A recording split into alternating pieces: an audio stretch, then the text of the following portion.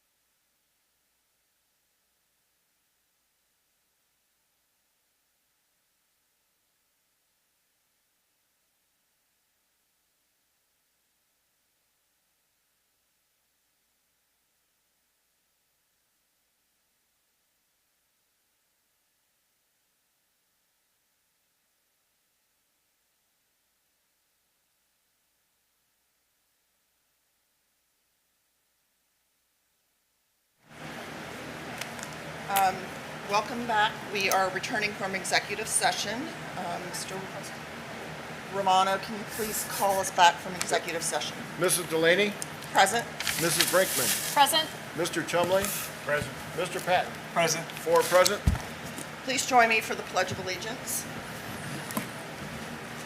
I pledge allegiance to the flag of the United States of America and to the republic for which it stands, one nation, under God, indivisible, with liberty and justice for all.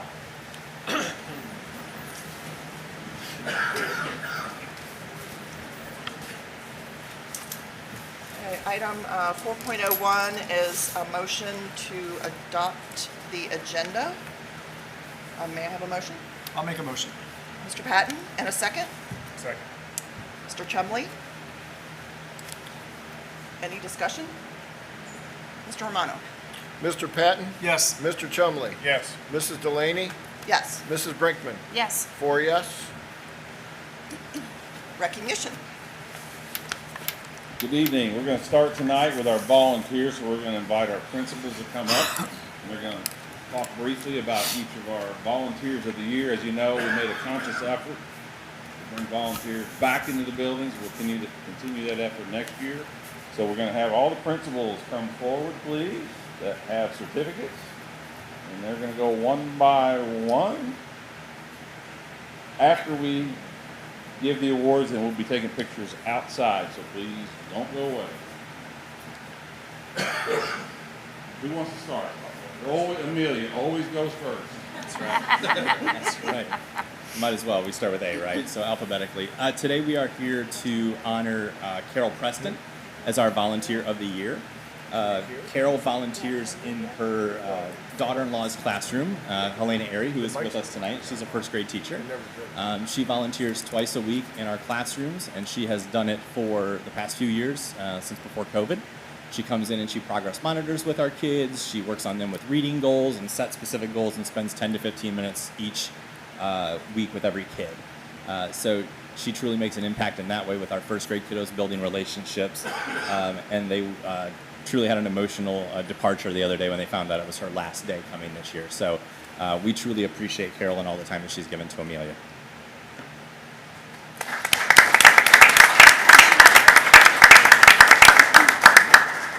Is she not here? Oh, yeah, bring her up. Yeah. Absolutely. We'll do it again. See, that's why I went first, because I didn't know. Yeah.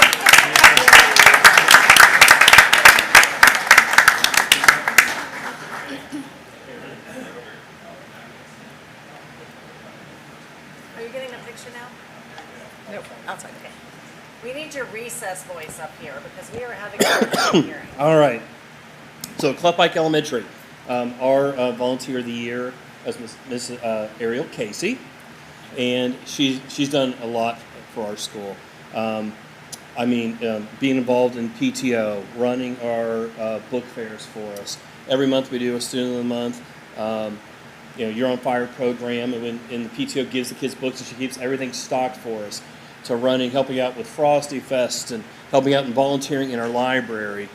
Just giving of the time and things for our kids, and on behalf of myself and the entire staff at Cleft Pike, we appreciate all that she does for us.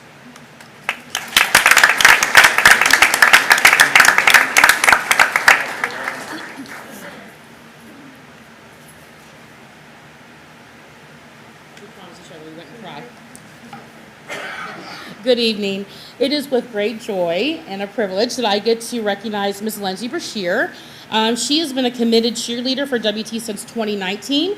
Her family transitioned with the rebounding line, so we met back then.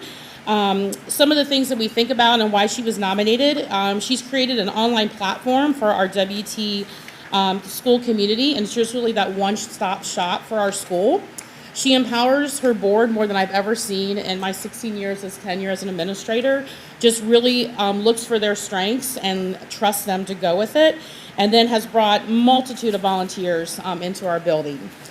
This year's impact, significant fundraising for our playground and thousands of dollars in donations that are really just going to enhance both of our playgrounds at WT. And in 3 words, I can describe her as passionate, forward-thinking, and trustworthy. So congratulations.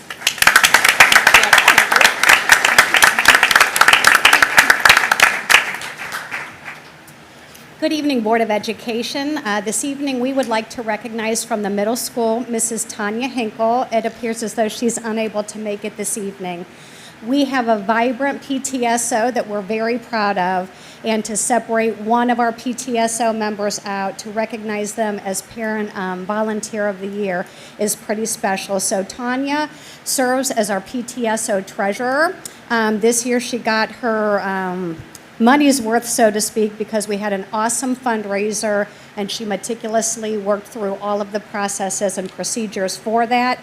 In addition, at any given moment, you can see her behind a 10-foot snack cart where she's wheeling around for either some type of student reward or for our teachers. In addition, her family is very involved in the band and in the drama club, and she is always volunteering.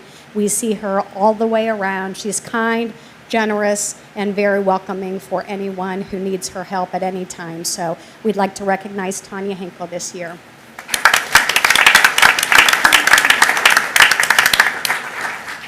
Good evening. So Merwin Elementary is going to recognize Vicki Kinsley, who's heading up here. She is our PTO president, and Vicki's been serving in our PTO since 2011. She's been the cheer organizer for our annual Boo Fest and book fairs, which are huge events at Merwin, and she's put in countless hours behind the scenes work for our Mustang herd community. And I just personally appreciate her so much. I think she's one of my top contacts I reach all the time. Like just Friday at field day, I was like, we need more pizza. And she's like, here, I'll get it for you. So she's just like great at jumping to like wherever we need. And the teachers are just so appreciative. She just like knocked it out of the ballpark with teacher appreciation a couple weeks ago. And they were just so blessed by the hard work that she's done. So we just are recognizing Vicki today and all of her hard work.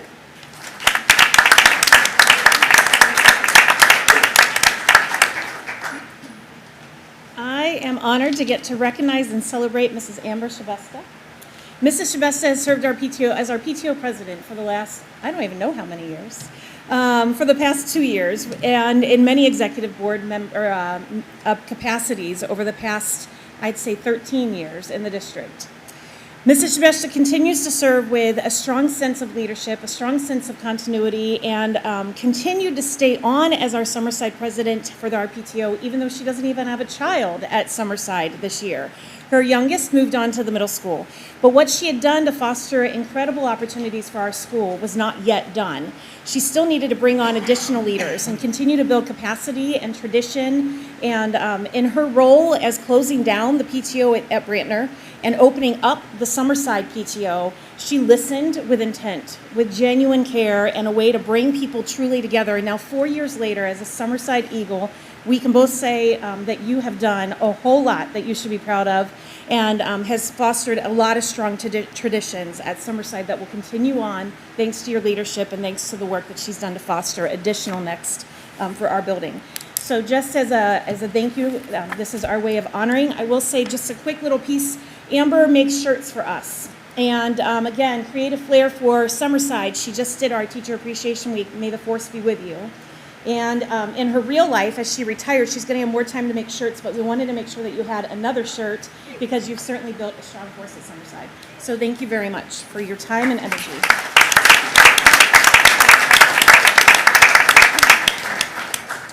Good evening, ladies and gentlemen. Holly Hill Elementary would like to recognize Miss Anita Vaughn. She's unable to be here this evening. She's a retired teacher from Holly Hill of over 30 years. She just couldn't stay away. So she's like our utility player in terms of volunteerism. So she helps in the library, she helps with the classrooms, does small groups. At one point, we were assembling some resource kits for the math curriculum. She was jumping in doing that. So just a very student-centered soul that wants to do whatever she can to help out. So she's top-notch and can always count on her. So, thank you.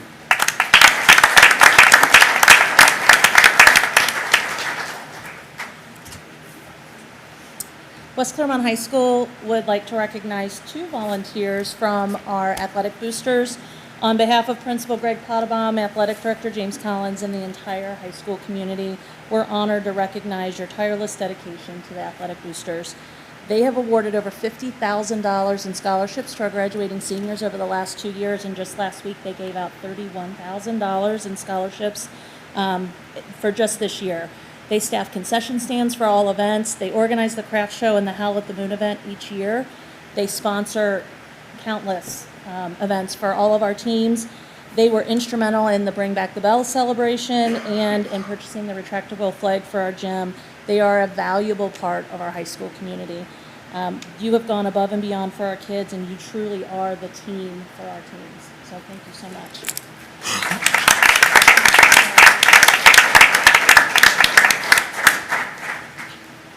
Good evening. Willowville Elementary would like to take this opportunity to acknowledge our Volunteer of the Year, Mrs. Linda Tosh. Chances are, if you've been to any of the PTO-sponsored events at Willowville, you will have already met Linda. Linda's been volunteering for many years at Willowville. She's served as the PTO on the PTO Executive Board for the past 4 years as both the treasurer and also the second vice president. One of her main responsibilities has been to solicit and acquire donations for our school, for the sponsorships for the walkathon event. She's raised thousands of dollars over the years to help further the PTO mission to equip Willowville Elementary and our students with the funds necessary to provide programs, resources, and services to really maximize the educational experiences for our kids. Linda has spent countless hours preparing and setting up for Santa's workshop, buying tens of thousands of prizes for the spring carnival. You know, a lot of times I joke with her because she turns in her living room and her house becomes a warehouse for this Santa's workshop and for the different prizes that we do for the students for bid and buy. Linda has been very giving with her time and her energy, all while raising her 2 boys with her husband Doug. And she'll truly be missed at Willowville. Her son, Andrew, is going to be going to the middle school, which will be great. But the good thing is, in a couple of years, we'll have Tim. Little Tim back there is going to be at Willowville, and she will be back then, of course, helping us on the PTO again. So we're looking forward to having her back, and we appreciate all her sacrifice and time for Willowville and our students. So we'd like to honor Linda Tosh, and on behalf of the Willowville community, thank you for all that you've done.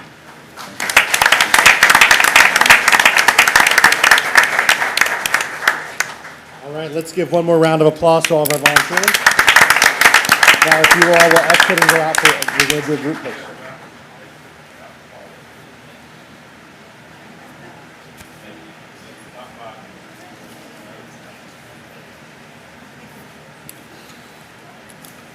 Okay, so next on our agenda, we have recognizing our master teachers. Master teacher demonstrates excellence inside and outside of the classroom through consistent leadership and focused collaboration to maximize student learning.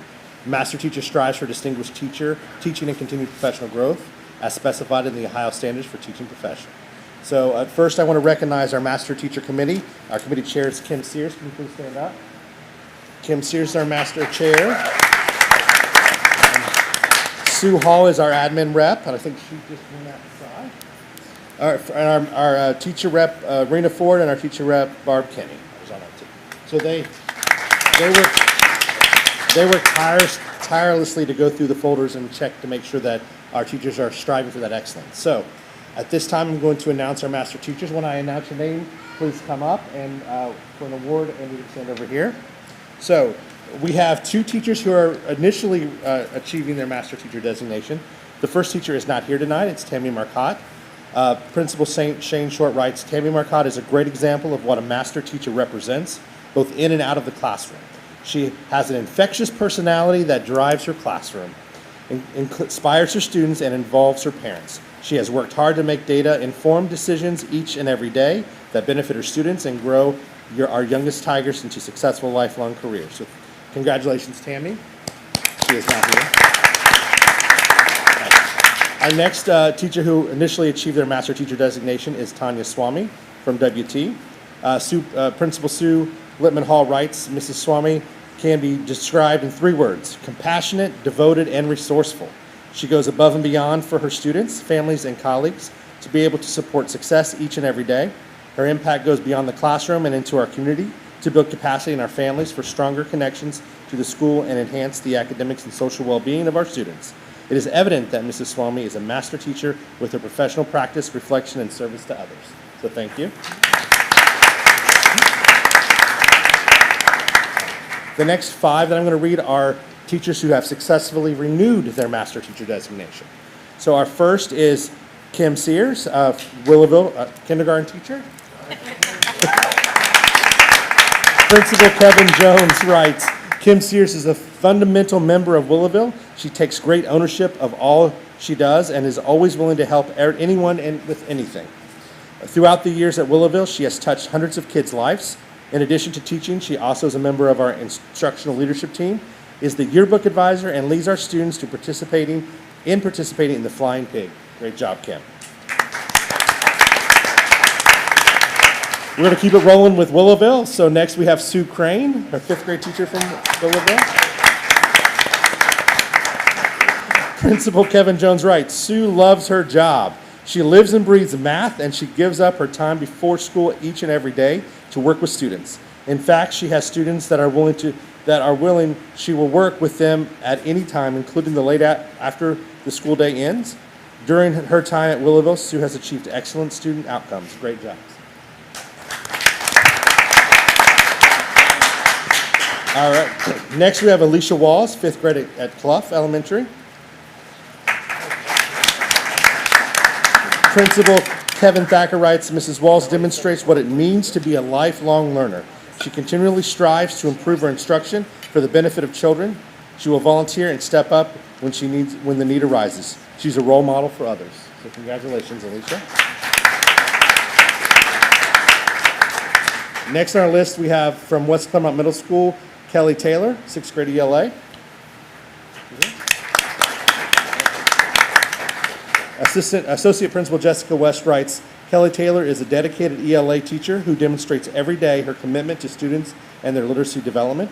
She is passionate about fostering a lifelong love of reading in each of her students and tirelessly searches for ways to get the right books in the students' hands to help them discover the love of reading. She was recently awarded the Competitive Book Love Foundation grant to increase the number of books in her classroom library. She is a strong teacher leader's voice in the building and a mentor to new teachers still developing their teaching craft. So congratulations, Kelly. And finally, from the middle school, Eileen Gorman, 8th grade math. Associate Principal Jessica West writes, Eileen Gorman is an exceptional math teacher who goes above and beyond to inspire and educate our students. She has instilled a love for mathematics, making the subject approachable and enjoyable for all learners. She embraces innovative teaching methods and has fostered a deep understanding and appreciation for numbers, equipping our students with invaluable problem-solving skills. She's also a strong teacher leader in our building and goes out of her way to support the work with new teachers. So congratulations. With the renewal of these 5 and the addition of these 2, we currently have a total of 25 designated master teachers working within the West Clermont School District. So let's give them all their time.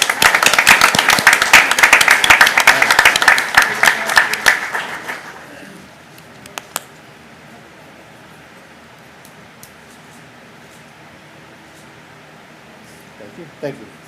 And board, as they take their seats, I just want to mention these lovely ladies here tonight really represent the best of West Clermont School District. And not only do they make a difference to the students in their class day to day, they really impact the wider building. They all get involved in such a bigger way than in their classrooms. And their fingerprints are all over the great things that happen in their schools. So thank you guys. I know it's a ton of work.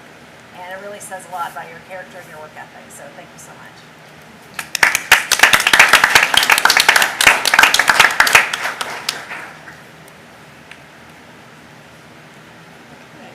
Do we have any cards for public speaking? Okay, great, thank you.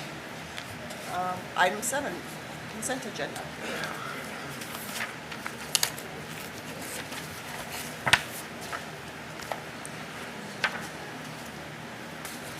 Randy.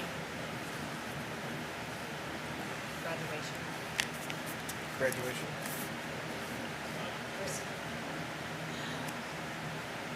First item on the agenda are our graduates, which is going to be exciting. We have that on Friday night. Don't forget your parking passes. You got those.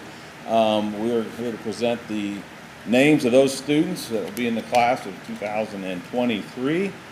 This will be number 6 at West Clermont High School, which is very, very exciting as we start to get more alumni out there from West Clermont High School, as well as we'll represent those from Amelia, as well as Glen Estee. So we ask you to approve the names of our graduates for the class of 2023.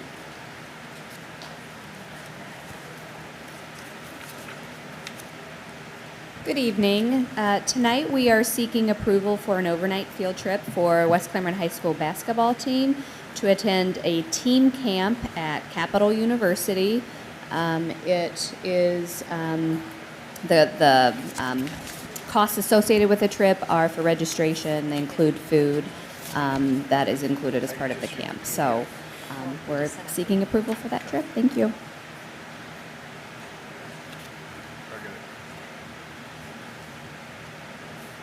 Citizens Advisory Committee. Good evening, everyone. 7.03 is the Citizens Advisory Commission members. The application period for new CAC members was open for about 3 weeks. We had 11 community members and our staff members apply. Unfortunately, we can't take everyone, but we try to get a cross-section of the community, making sure as many of our areas of the district, elementary schools and middle school and high school were incorporated into it. So the following 6 folks will be joining the committee upon your approval: Ashley McCarthy, Jessica Crenshaw, Heidi Payot, Susanna Bachman, Jamie Ballinger, and 1 staff member, Tammy Marcotte. So those 6 will join our current 8 existing members to do important work that you approved last meeting. 7.04 is the third $1,000 grant from Serve Ohio for Merwin Elementary School. They will continue to use the money to emphasize community service with their 3rd grade students while making their courtyards more accessible to students. Item 7.05 is a request for approval of minutes. These are for the minutes that were for the board meeting that was held on April 17th, the regular meeting. Item 7.06 is request for approval of the minutes. This is for the board meeting that was held on May 8th. Item 7.07 is a recommendation to approve the donations as presented, and I'll read those. First is from Relentless Fitness and Training, donated gift cards for personal training and other items to Amelia and West Clermont Middle School for teacher appreciation. Engineering Tomorrow donated 7 $100 Amazon gift cards to West Clermont High School science teachers to purchase items for their classrooms. John Sullivan donated $1,000 to West Clermont Middle School Choir and Performing Arts. American Modern Insurance donated several rounds of office equipment. There were 300 office chairs, 20 office desks, 10 round tables, 6 bookshelves, and 4 conference tables to the district. The TQL Foundation donated $10,000 to West Clermont Whole Child Assistance Program. And Katie Ewers donated lotions, chapstick, and skincare products to Withamsville Tabasco Elementary for staff support. Item 7.08 is approval of purpose and budget statements for 2022-23 school year. That's this school year. There are 2 requests. The first one is for the West Clermont High School Music Drama, and the second one is for the Clough Principals account. Item 7.09 are the financial statements, bills paid, list and investments. It's recommended approval for those items to be approved as presented. So the request on the consent agenda is items 7.01 through 7.09. You've heard the recommendation of the treasurer. I'll put that on the floor in the form of a motion and ask for a second. So moved. Mrs. Brinkman? Is there any discussion? Mr. Romano? Mrs. Delaney? Yes. Mrs. Brinkman? Yes. Mr. Chumley? Yes. Mr. Patton? Yes. 4 yes. Superintendent's business.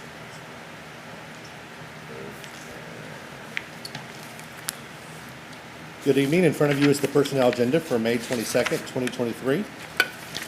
On the agenda today, we have the retirement of Ann Bearer, who's been with our district for 24 years. retirement of Roger Harris, who's been with the district for 10 years, and the retirement of Patricia Dusing, who's been with us for 18 years. So we wish them well. We also have the resignations of 9 teachers, 1 school psychologist, 2 custodians, 1 full-time paraprofessional aide, and 1 part-time paraprofessional aide. This agenda includes the proposed hiring of a coordinator for behavior services, 12 teachers, 1 full-time parapro aide, and 1 cafeteria worker. Also included in this agenda is the renewal of the parent mentor and parent mentor grant that funds that position. This is the time of year where we bring forward certified, classified, and administrative staff for contract renewal at their respective levels. So on this agenda, we also have a proposed approval for moving 7 teachers from a limited contract to a continuing contract, administrative placement on the 23-24 salary schedule, non-certified exempt staff placement on the 23-24 salary schedule, classified contract renewals for the 23-24 salary schedule following 1 year in contract and 2 year renewals. We have the exempt or part-time classified contract renewals for cafe, clinic, and auxiliary staff. We have limited contract renewals for our certified teachers, and we also have the limited contract renewals for our part-time paraprofessional aides. On this agenda, we have the proposed approval for extended days to allow our support staff time to close out this school year and begin the next school year. On this agenda, we have the proposed approval of transfers and reassignments for classified, certified, and administrative staff. These moves are to position ourselves to better serve our students, parents, and staff in West Clermont. We also have the proposed approval for extended days for incoming administrators to be able to attend our June administrative training prior to their contract starting in August. On this agenda, we have the proposed approval for supplemental contracts for a home tutor. We also have the approval for multiple requested unpaid leaves of absence and multiple school volunteers. On this agenda, we have the request to change approved FTEs by reducing a .68 TOSA, 1 maintenance position, a part-time school psychologist, and 1 executive director of communications and engagement at the district office. And we are adding 1 FT for a behavior sports specialist, 1 coordinator of safety in buildings, 1 school psychologist, and 1 director of human capital. And finally, in the work beyond the contract section, we are proposed approval for payments for the developing the new expeditions program. So I respectfully request that you approve the personnel agenda as submitted. We voting on each one? We are. You gotta move it second. For the recommendation for the personnel agenda, I will put that on the floor in the form of a motion and ask for a second. Second. Mr. Chumley? Any discussion? I wanted to point out that Ann Beer is a graduate of Glen Estee High School. She graduated in '83, and I love seeing that our graduates are coming back to serve our community, the community they grew up in, and retiring from there. Congratulations to her. There's any other discussion? Mr. Romano? Mrs. Delaney? Yes. Mr. Chumley? Yes. Mr. Patton? Yes. Mrs. Brinkman? Yes. 4 yes. Thank you.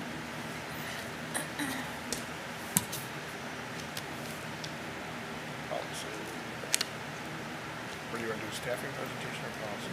Well, it's on this agenda that's live, it's his name, but it's not. What do you want to do?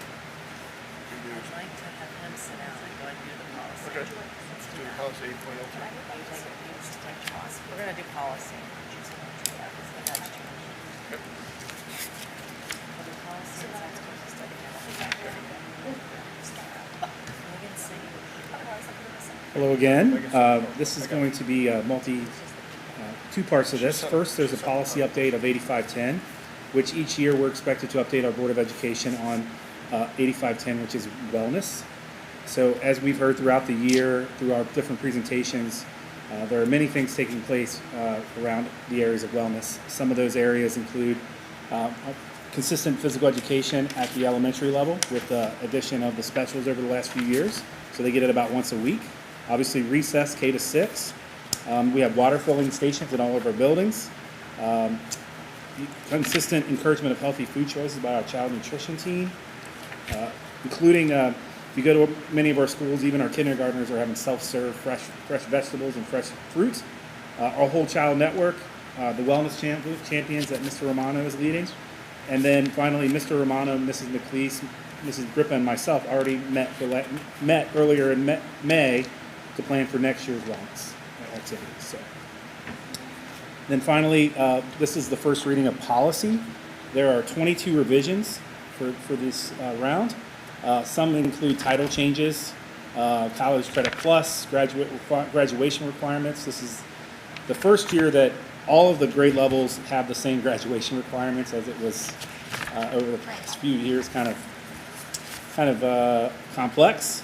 Updates to student discipline, major revisions to technology, including social media, AI, accessibility, and cybersecurity, updates to school safety, and then some committee name changes as well. And then there was one addition, volunteers. So what happened there was they're collapsing two policies that were in, I think, 3,000 and 4,000 and put those in the 8,000s. So we're going to rescind two volunteer policies and add a policy for volunteers. Finally, two more recensions. Telephone communication. It was an outdated policy. We have a phone tree that exists in every building, and quite honestly, the policy said that someone has to answer the phone every time someone calls, which is frankly impossible in 2023. And then finally, we're rescinding family and civic engagement. After talking to Jason Stuckey, one of our attorneys, the law had changed around that, and we engage the community in various ways, town halls, things like that. So we're requesting at the next meeting that that policy is rescinded as well. She sent it to me, yeah. It's okay. That's all right. Don't worry. Good evening. We are so excited and grateful to honor the science course of study work done this year by our course of study team represented by teachers kindergarten through 12th grade. And I can tell you a little bit about that process. Teachers came together to analyze student growth and achievement data, science research on best practices, curricular resources, and our Ohio standards.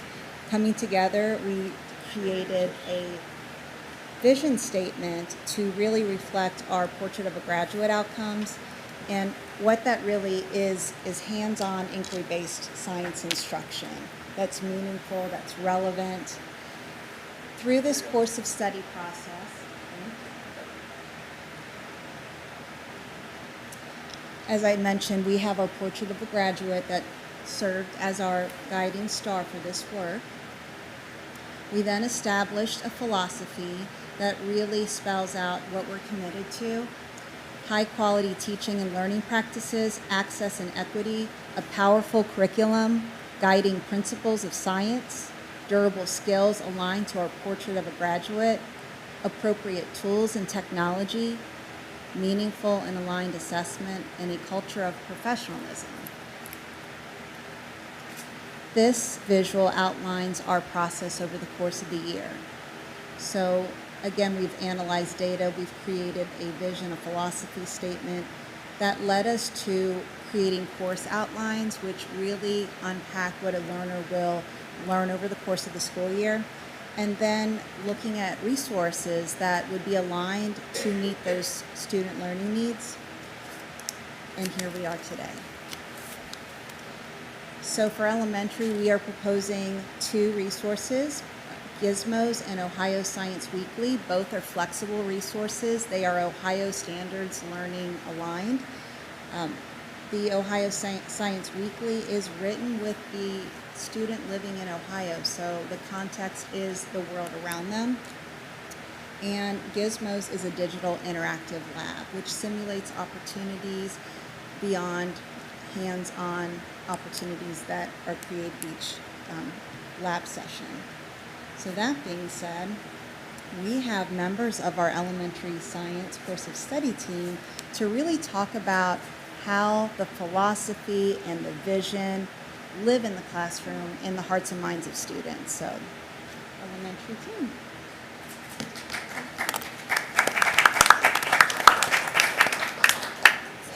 Okay. Hi, I'm Kim Reese. I'm fourth grade science and math teacher at Rowan Elementary School. And in the elementary schools, our academic focus has primarily been on reading and math. We were excited to be part of the science course of study team and make science a priority. Kids love science. It is fun and hands-on. However, it is also expensive. In order to do science in a fun and engaging way, It cannot just be experienced through reading. It must be experienced through doing. It is vital that materials are provided by the district for hands-on activities so that the teachers can teach the material the way that it was designed for students to learn using inquiry and through experimenting. Another focus for our teachers should be to develop labs and activities and put them in a central place for the teachers to access. We developed the capstone project in this process, and that's for every grade, but that only covers one part of each grade's curriculum, and we need more than that. So.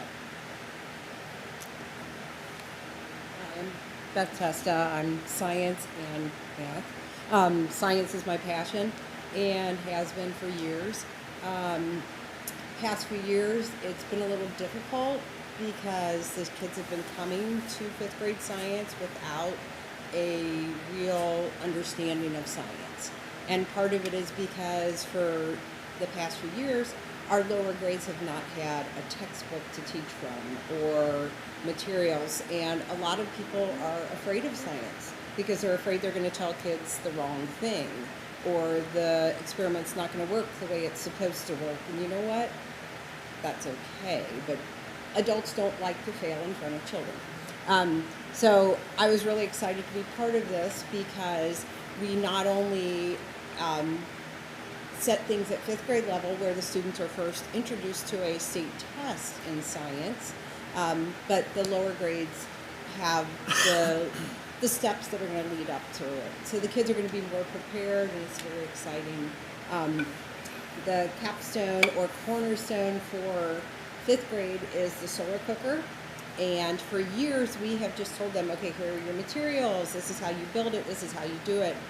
In the future, it's going to be the kids' research. They see all kinds of different things. They come up with their own plan and their own design, and it's going to be more of a year-long or a few month-long project instead of just 1 or 2 days. So I'm very excited for our steps that we have taken and happy to have been a part of it. Hi, I'm Bill McFarland. I was a 4th grade science teacher at Amelia Elementary, and I'm currently a discovery teacher at Amelia Elementary in Holly Hill. I'm going to talk about the critical thinking skills that science brings in without just, it happens organically.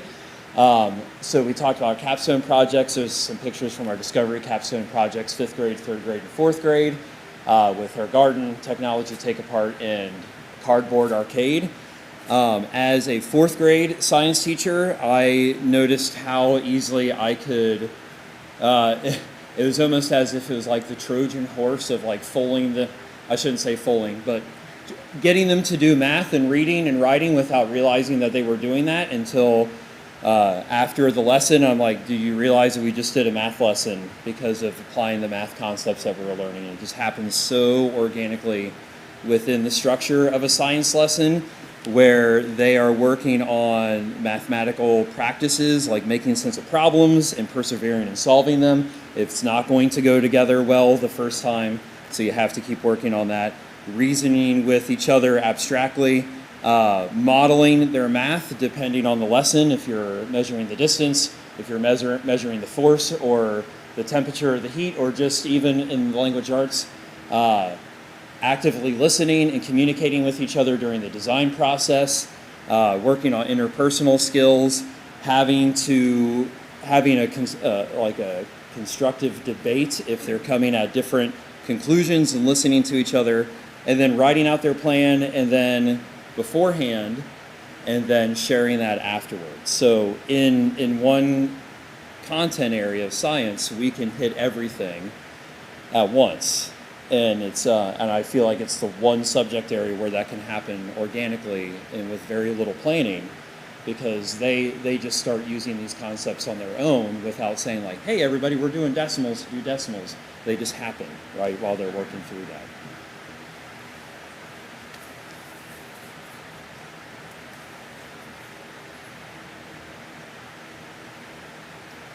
Hi, I'm Kendra Ackerman. I teach 8th grade science at the middle school.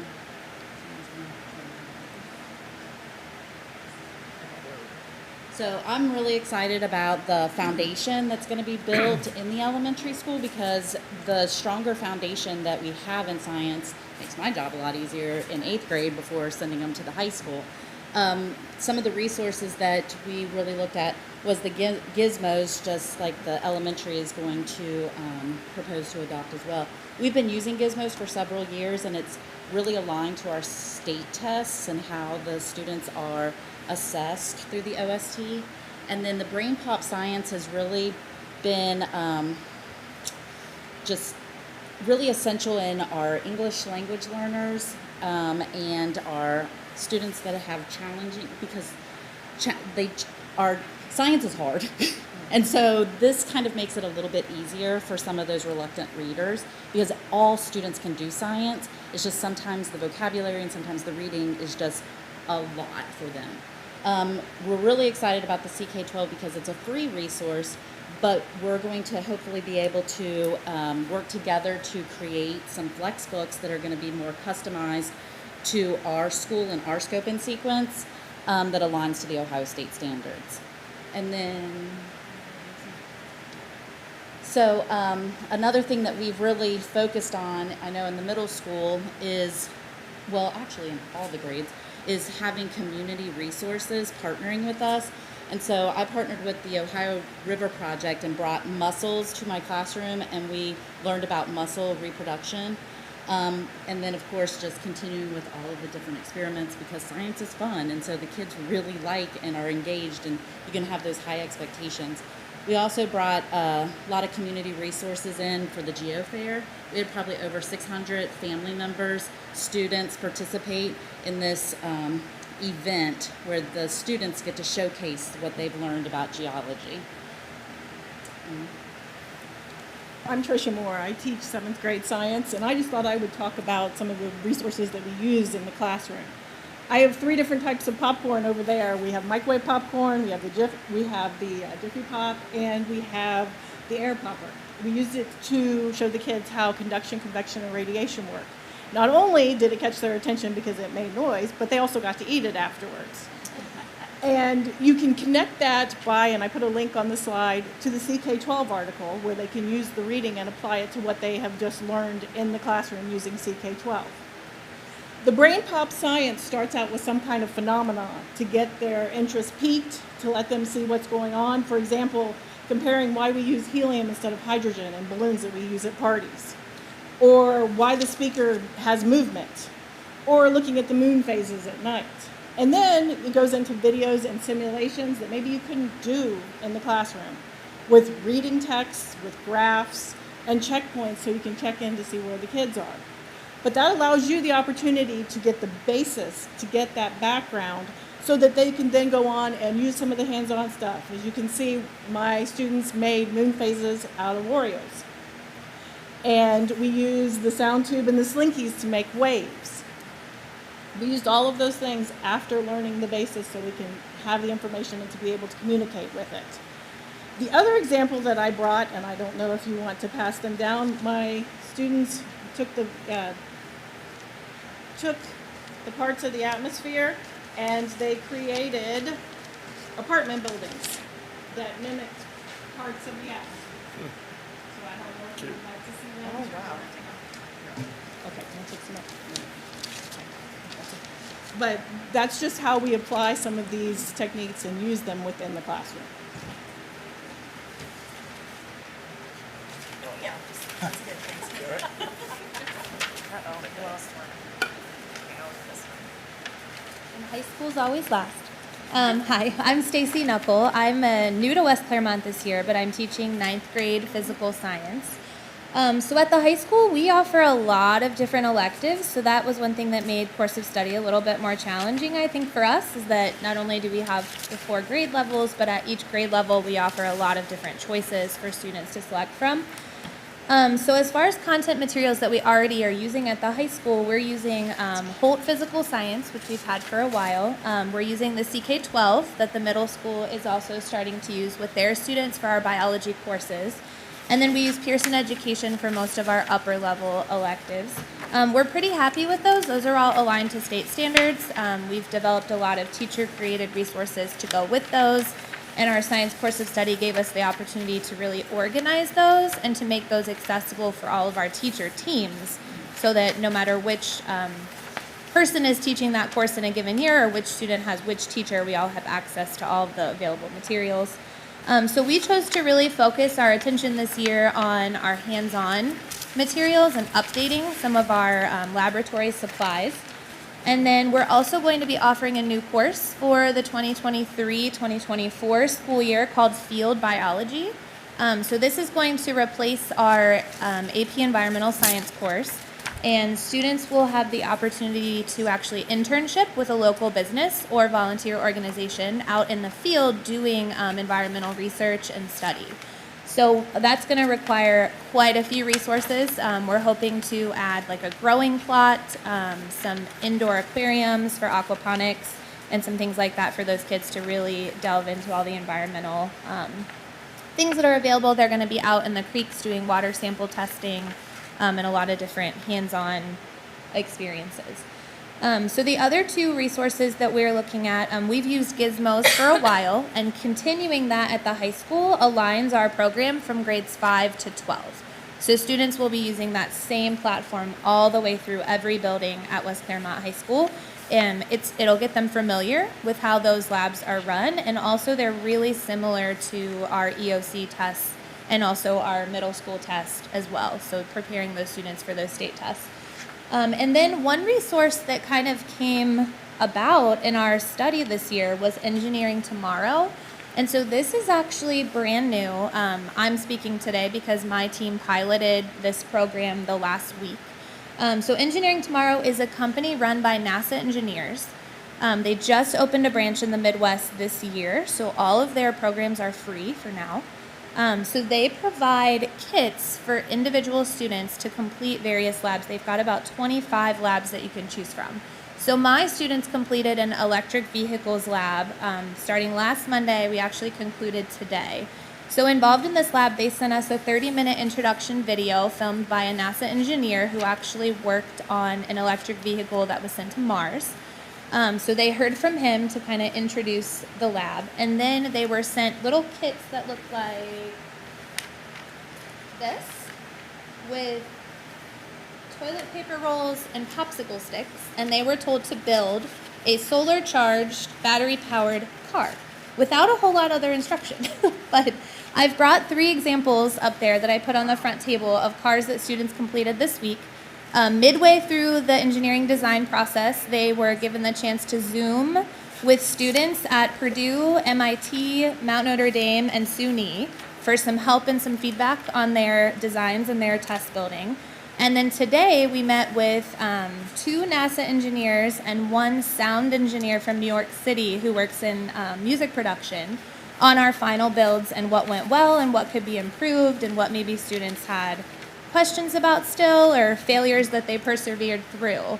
But that was kind of the result of some of the things they built. So you can see the really big differences. The students had 3 choices. They could propel their car with a fan motor and use the power of the wind. They could connect their battery to gears and power their car that way. And then I also brought one example. They went all horsepower. They have a 4-wheel drive system with gears and even belts that powers their car. So we haven't tested yet. Tomorrow we're going to race, and the students will calculate their velocity, graph their acceleration, and we'll crown a speedster for each bell. But I've got my money on that one with the 4-wheel drive. So we'll see how that goes. My program was the first to use Engineering Tomorrow. Right after we used it, our chemistry department signed up for a lab on some drug delivery systems. So the kids were testing different medications that were sent to them from the lab to see how those would be released into the body and how they would be broken down. And we're hoping to pilot at least 2 more next year. So we were really excited that this is an opportunity to bring in a lot of those hands-on, community-focused projects at 0 cost to the district. It's entirely provided by Engineering Tomorrow. And then if you want to flip to our pictures, I've got in the top right, those are my students working on their vehicles. So besides just the vehicles, the kids also connected rechargeable batteries to solar panels. So that's that little picture with the lamps. So we were able to use the light from our window and then also some grow lamps to actually charge our batteries using solar power. So they got to learn about solar power, converting to potential energy in our battery, converting to kinetic energy in our car, and it was like a full circle. In the top left, we've got students researched topics in the galaxy and the universe, and then they shared their findings with their peers throughout the building. That was all of us teachers combined. We took them outside and we did some chemistry in the courtyard, and then that link there with chemistry is a link to a gizmo that we then came inside and watched ionic and covalent bonding happening virtually in lab. And then our egg drop experiment, I know, is also done at the middle school, so they're able to expand on how those ideas work with Newton's laws and protecting their egg in a carton as a hands-on activity as well.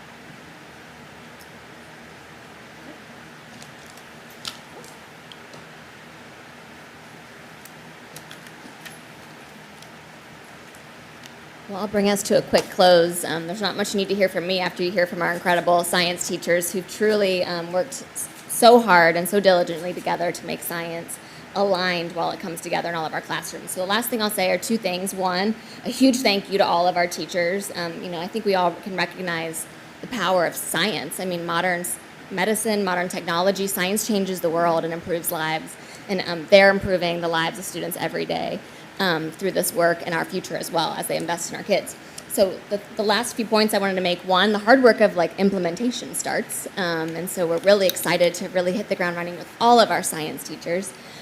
Two, you heard them talk about cornerstone experiences, the things that are so important and valuable both in deepening their content knowledge and in those durable skills that are required for us to be successful through our portrait of a graduate in the modern workforce.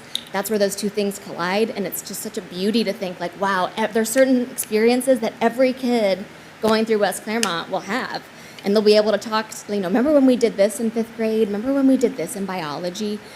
Which is just really inspiring to think about, and we're really proud of that, as you could see, the connection between the curriculum across grade levels. The last thing I'll say is just that we do have one textbook that is up for review, and that's going to be available for you in district office, and that this is our first reading, so there is no approval tonight, and we're excited for you to take a look at their excellent work. Thank you. Any questions? I do, before everybody leaves. Will you guys all just come up to the mic, just kind of stand around?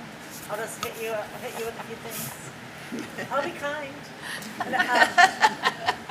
Thank you guys again for coming tonight and giving us just a deeper picture of what's to come in science. Could you tell me a little bit about the process that you just went through as a group together? I know you're not the full team, you're just a piece of the team, but talk about that process and how you feel about it and what your hopes and dreams are for the future. Well, what's nice about what we're able to do at the beginning of the year is everybody at all the grade levels got to come together and get to talk about what we actually teach. So as a high school teacher, I wasn't quite sure who taught when, where, and what the alignment was and how does that affect us at the high school level. So it gave us a little bit better understanding of what the grades before us did so that we could kind of modify what we did, particularly in the freshman year, to help kids acclimate as they get into the higher level courses in high school. All right, thank you. It helps, at least at middle school level, for me to know how I could add things in, because I can't remember what it was, but somebody was saying that it's important to identify our species. And when we did biomes, I could kind of, I showed them the website where I could put them in, and we could look it up and figure out what this animal fell into. Or it took a couple of seconds, but at least it reduced them to what was coming. So the alignment was really big. Yeah. Yeah, in the elementary, we started as a whole group with all of us. Okay. And then we met just as elementary and then secondary. And we started with focus on 3 through 5 was our main focus. Towards the end, we were bringing in K2 teachers as well.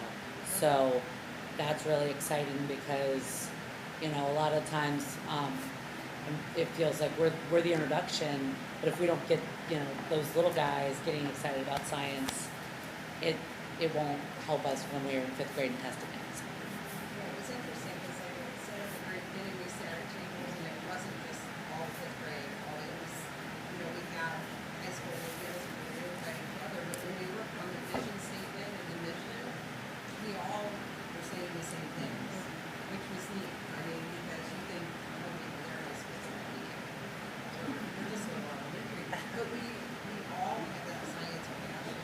It was really evident in our work. That was probably the easiest part. I think one person kind of wrote a rough draft, and we all said, Yeah. Like, little minor tweaks and that was it. And we would fight over, oh, is it curriculum there, is that a drama, is that right? But it was, that constructive. Good teamwork. Not really, discussions. So what do you think this process and the materials that are coming, what void do you think it's going to fill the most? Like I was saying before, a lot of the younger teachers are afraid to teach it because they did, when I was in college, I took a course in science, in teaching science, and that was it. But I had a passion myself, and then I took things above that. So I think this is going to give them something like, if they're not sure what to teach, read this first, or come and talk to us. So it's going to give them the materials and that knowledge that. And I'm sorry about that. Well, I think a void that will be filled with a renewed focus on science, I think it's going to impact a lot of our struggling students. And I can just speak for experience that I struggled all through school, but when I got to science class, that was a moment where I could just feel like I was okay. And then as time went on, that momentum built, right? So I think because there's so many students who may struggle in math class, but that car activity would be like the best thing that happens to them all week, all school year, right? And that's that hands-on science part. And I think more PD for teachers to be like, I don't want to teach science, don't make me do it, and then we can help them and be like, it doesn't have to be intimidating. It can just be like, you guys said, like, if we fail, that's fine. We do it all the time, and that's a lesson in of itself for the kids to see. To be like, well, that didn't go the way we wanted to. It started tomorrow, and then they'll be less hesitant to experience their own failures. So. Science Studies Weekly is an amazing resource. I piloted it with some of my students, and the graphics are awesome, and there's a lab in each week, so that so if you're kind of not knowing what kind of activity, hands-on activity to do, it's right there. So it's really great. I'm really excited about just filling in like the pockets. We've had some really good experiences throughout the years, but now every single West Clermont student from kindergarten through 12th grade is going to have similar experiences with nursing, and there's not going to be like, oh, well, they went to this school or they went to this school, and when they all come into the middle school, it's kind of a mixture now. They're all kind of like that foundation. Yes. So I'm excited about that. That takes some of the pressure off of teachers too, and new teachers, because if all of third grade is doing one project, then all of third grade can work together to make that a really quality project. And same, like on my team, there's 5 teachers who all teach physical science. So having things that are unified amongst all those courses really allows you to make that course as good as it can be, because you're putting everyone's best ideas forward. Well, I just thank you for your passion. I know it's a lot of above and beyond to put one of these things together. It's not easy, and it'll be a lot for people. It'll be a lot new and overwhelming, and you guys will be the champions that will help everybody kind of get over the hurdles and start to adopt these things. So your work really is just beginning, is what I'm telling you. Oh, can we get a contract? I know. Great. So again, thank you so much. We're very excited. I think the potential with partnerships, the interdisciplinary nature, the hands-on nature, I really think it's a game changer. So thank you so much. Thank you.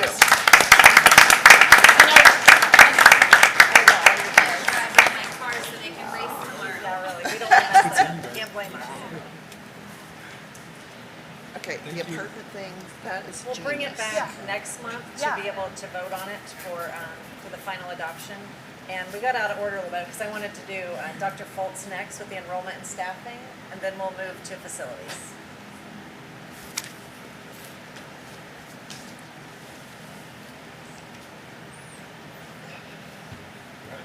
I think they have the paper, or did they do it 19?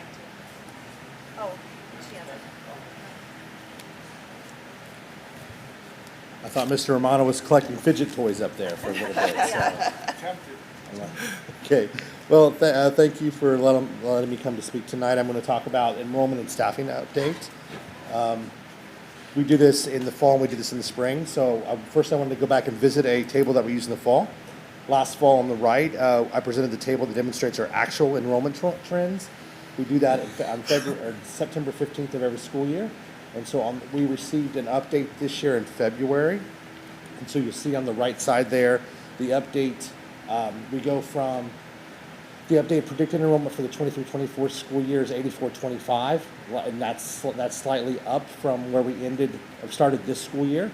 And if you look across the numbers there, predicted numbers are increasing overall. However, it looks like the increase, in the majority of the increase is in elementary, where the middle school and high school dips slightly. But what I'll do is I'll bring this table back in the fall, and we'll look at how the actual enrollment showed up.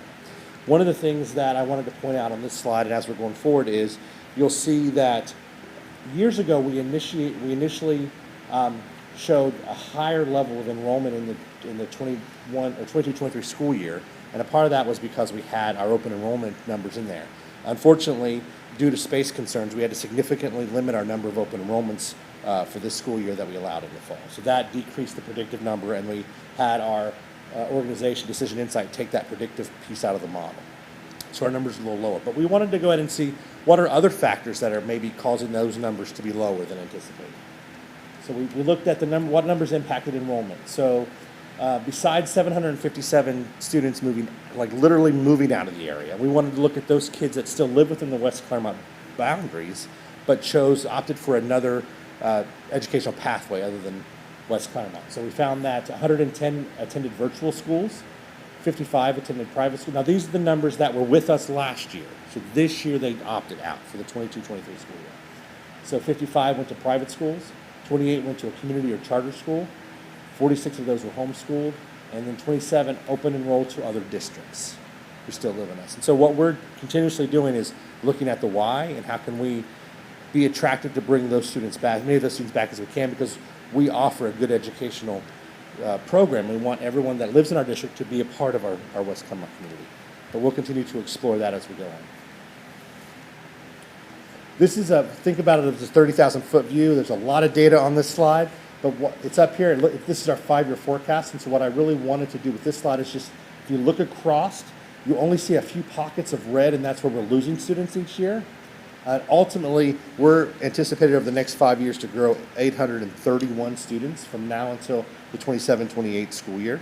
Again, while we have some dips in the middle school and high school areas and some of the elementary, overall our trend is increasing. So we're excited about people wanting to come to West Clermont and live in our community. The flip side of that is we run out of space. So as you look at this slide, I want to draw your attention to the table on the left. With enrollment increasing, we need to be mindful of the space in which we provide that education. You can see what we have here is a heat map. And that heat map gives us a picture of how much space we have in each of the buildings and when the space starts to run out. So if you're looking at the rows that are labeled classrooms under each building, the white indicates everyone still has a space. The pink indicates that the school is near or at capacity with general education classroom usage. And then the red indicates that the school is either out of general education classroom space or that support staff and or specialist classes have been displaced from a classroom, reducing their ability to provide proper support and lessons for their students. For example, that if you look at the picture to the top right, if you can see that picture, that's what we refer to as a cafetorium. That's where the cafeteria and the auditorium and the gymnasium are the same room. And in this picture, you can see the front half of that picture, kids are eating lunch. The second half of that gymnasium, there's a basketball game. And you can't see it way in the back, but there's actually a class on the stage. So we're trying to use as much space uniquely as we possibly can, but we're running out of space to put our kids. The bottom left, you'll see a picture of one of the portables that we have at Merwin. That's an option. And then on the right is art on a cart. For example, when we talk about the spots where they're red, literally a teacher grabs that cart and goes from classroom to classroom and teaches in the homerooms this art on a cart. She doesn't have a space where she can hang up pictures or have paintings or have using the kiln and pottery, because there's no space for her. That space that would typically be there for her is now a classroom for a gen ed classroom. So space is always going to be, it's continuing to be an issue as we grow. So what are some proactive steps that we've taken to better manage enrollment in space? In 2019 and 20, we redistricted all elementary boundaries. We reduced open enrollment transfers to make sure we had space for our students from the West Clermont community first. We honored many building-to-building transfer requests to alleviate pressure points at certain grade levels in schools. We'll continue to do that. that in the areas where we could not mitigate increased enrollment through building to building, we had to end up getting modulars, which is what we did on the Merwin's campus. And then we continue to explore how to redesign our current space as a temporary Band-Aid until a more permanent facility solution is developed. And so one of the examples of that is art on a cart. So we know they're coming. The data shows we're coming. The predictive data shows they're coming. We're running out of space. Where are they coming to? So this next slide is from our predictive enrollment analytics. On the left, you see it's a construction map. So all the red polygons are where we currently have dwellings being developed or are in plan and process of being developed. The top right table shows these are new dwelling units predicted to be occupied by year, 23, 24. So you look across there, new dwelling, that's cumulative. So that's 636 plus another 14 plus 280 plus. So ultimately, the new dwelling range for the next 5 years is going to be between 1,800 and 1,877. So building is happening. On top of that, we looked at what they predicted the number of students that should come from those occupied dwellings. And that's the bottom right table. So we're predicting that new students range for this time period will be between 811 and 853 new students will come from these dwellings. And one of the things I want to point out is if you look at the map, they're divided into 7 areas. Those are our 7 elementary schools. There's only one elementary attendance zone that does not have a red polygon on it, and that is Holly Hill Elementary. It's also probably the biggest space in West Clermont that has green spaces, and I know Duke has been laying a lot of pipe out there, so I suspect as we go on from year to year, you're going to see a lot more polygons jump up in that area. Okay. Our response as we continue to grow and meet the diverse needs, it is a good thing that families want to live in our neighborhoods and have children attend our schools. That's what we want, right? But we're providing a quality education to all of our students and are continuously evolving as we move students toward higher levels of success. We'll continue to make an investment in elementary specialist programs and programs that support our students and staff. We're continuing to make investments in student services that have a direct impact on student and staff safety and well-being. And we're continuing to expand our Wolf Pups preschool and special education services to better meet the growing number of students that focus on their specific needs. So we're doing great things that make people want to come be a part of the West Clermont family. So when we talk about this, the next thing that goes hand in hand with enrollment and growth is, do we have enough people to support them? So staffing, right? This slide we showed in April when Tony Bagshaw was here from Patel for Kids talking about the national labor shortage. And as you can tell on the slide, if you look at 2022, it shows that unemployment people are lower than job openings. So there is a national staffing shortage. This isn't just education, this is overall. So I wanted to dive in and see what does that mean for education. So I pulled off our government website the number of college students graduating from educational programs. The data is from 2015 to 2020. That was their most recent data sets. So as they continue to produce those, I'll add to it. But what this shows is that nationally, students graduating from colleges of education programs has decreased 24% over that 5-year period, nationally. So what does that look like for us, like in the state? So I looked at Ohio and Kentucky because we do pull a significant amount of teachers from NKU. That shortage rate is even higher than the nation. So Ohio has decreased by 29%, and Kentucky has decreased by 26%. So as we go nationally to state, those shortages are much higher. So what does that look like now to the feeder schools that we get the majority of our teachers from? It's a scary number. That number jumps to 35%. So the schools I put on the right there are typically where we get our students from. We've seen a 35% decrease in graduating teachers to join our community. So staffing is a problem, and it's something that we have to address. We continue to address every day. Why are they leaving? Let's just take a snapshot of this past year. If you took the top left, we had 14 positions unfilled by teachers throughout the 22-23 school year. We started the year with 5 unfilled, and by January 1st, we had 9 additional unfilled positions that we use long-term subs on, but not certified teachers. Look to the right. Currently, we have 43 exiting at the end of this school year. So we wanted to look at why. Is there a pattern of why they're leaving? So we have them do an exit survey, or I talk to them, or the principal talks to them as well, and we collect this information. And we find that if you look down those 8 or 9 reasons.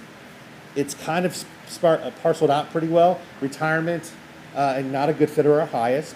Better location to home, or 14% left the profession completely. Better salary or position was 5. Staying home for childcare, family, or medical concerns. Moving out of the area, and 1 felt that they were not adequately supported. So we're already at 8% of our population has already resigned or retired at the end of this year. And it's across the board, so we're looking at, it's not just one thing that we can fix that would change this. So then we went, okay, let's look at the buildings. Is there one building that's causing this to occur? If you look between WT and West Clermont Middle School and think elementary and secondary. Secondary has 21, elementary has 22. So it's still about the right size. You know, it's still kind of spread out throughout the district of which schools they're leaving. So it's not good. This isn't going to be an easy, this is the one or the 2 things, right? So now it's like we have to be able to dive into this data, continually dive into this data to try to figure out how we can keep, retain, grow, and find great quality teachers. So the realities of enrollment increasing and hiring pool decreasing. So it's an increased workforce morale issue and burnout. It's overcrowded facilities. It's increased class sizes to accommodate the lack of workforce and space. We're driving our efforts to rethink how we do school and how can we consider different options. And it creates a significant urgency for creating solutions for retaining and growing our staff. The best way to avoid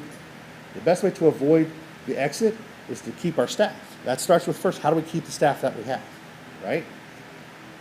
So, you've seen this slide too in April, but I wanted to bring it back because we are putting forth a concerted effort to evolve human resources into human capital management.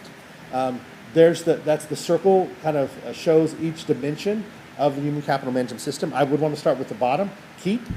We need to figure out how to foster a culture that values and engages our staff, that keeps them. That's first. And then we need to grow. Once we can keep them, we grow them with ongoing feedback and support. And then we find the dynamic educators to execute our vision for those who are retired or move on for a variety of reasons. So what we're doing as a district is starting to build capacity to move from a reactive stance to a proactive stance on how do we engage, how do we grow that culture, and how do we find the best teachers out there.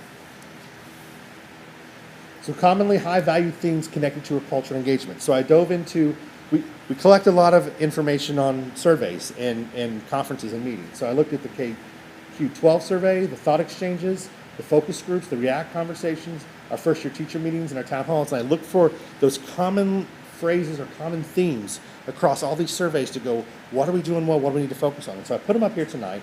What I found was West Clermont is conducive to making connections and cultivating collegiality and friendship within our schools. Teachers like working with each other. Teachers like working with their colleagues. Staff is highly motivated and engaged and working together to provide our students with a quality education. They come to school every day wanting to do their best and wanting to give their kids their best.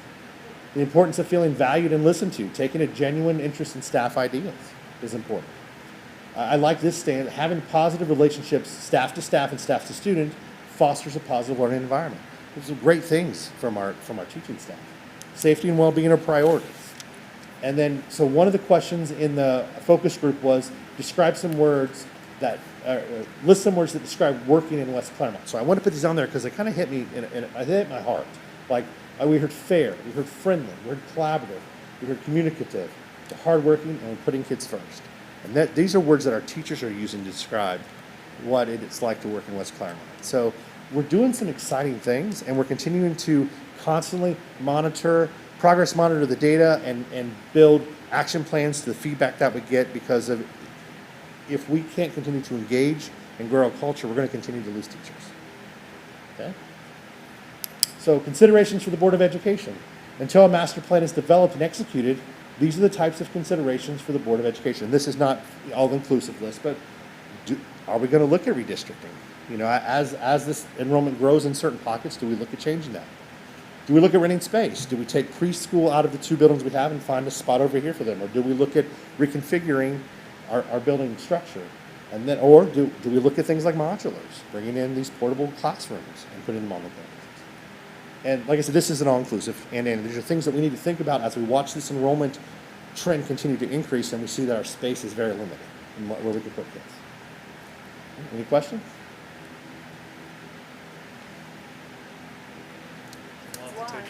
Yeah. Lot. Mr. Romano's supposed to be bringing the back. Oh, yeah.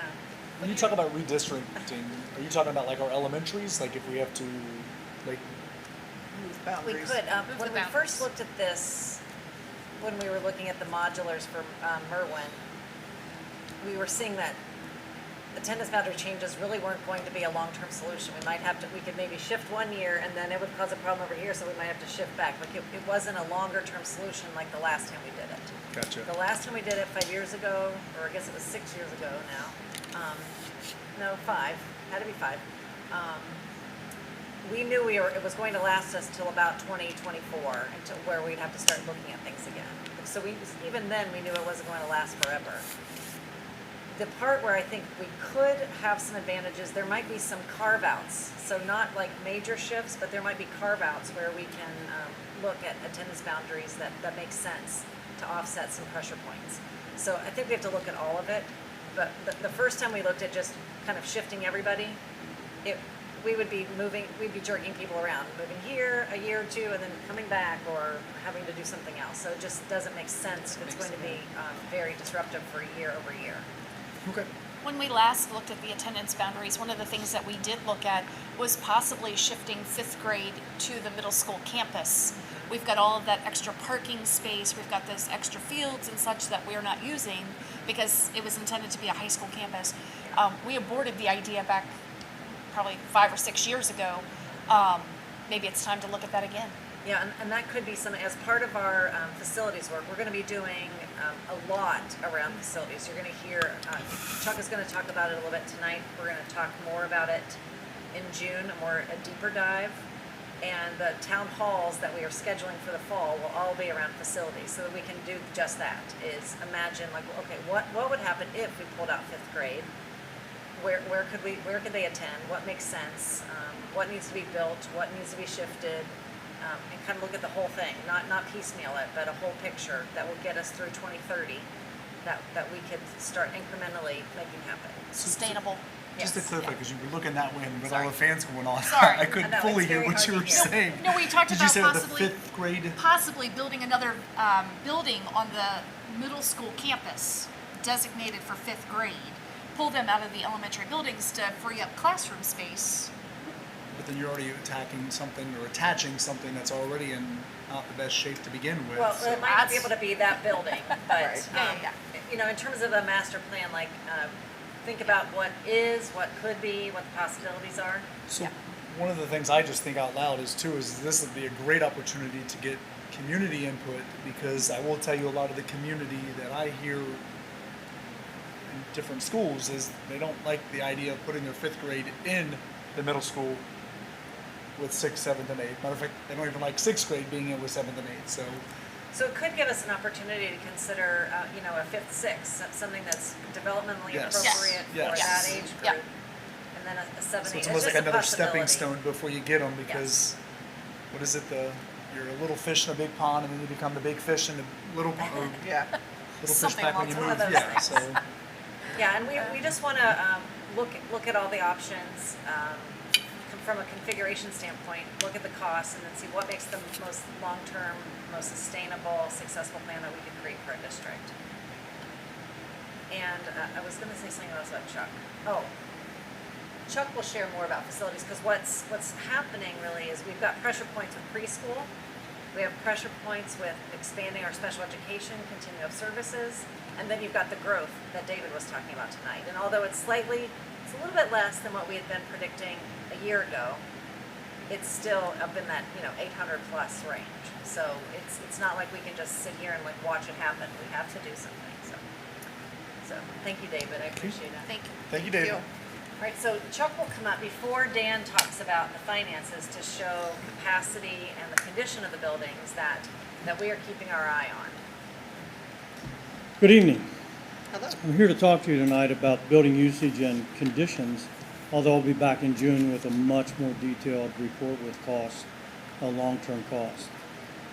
I'll start off by saying my philosophy with district operations, I think it should be viewed as a business operation that critically examines all facets of operations, both micro and macro costs, uses associated with facilities, enrollment programming, operating costs, human capital, literally everything that impacts the daily operation of the district. The goal also is to not be seen, is to support until the AC goes out in a big meeting, and then you're seen. Our goal is to never have that happen. The ultimate goal in this is to develop a facilities master plan through 2030, including and looking at literally everything in the district. So first of all, over the past year and a half, we've had a very comprehensive assessment of the most critical and potentially the most costly facility issues in the district. These include roofing, HVAC, and asphalt. These assessments were all conducted by our architects and professionals in those fields. Recommendations have been made concerning how we should proceed into the future while maintaining these critical issues. The cost analysis will be provided to you in June with the impact team facility report extended out 5 or 6 years. So you'll see what we're facing with those critical infrastructure needs.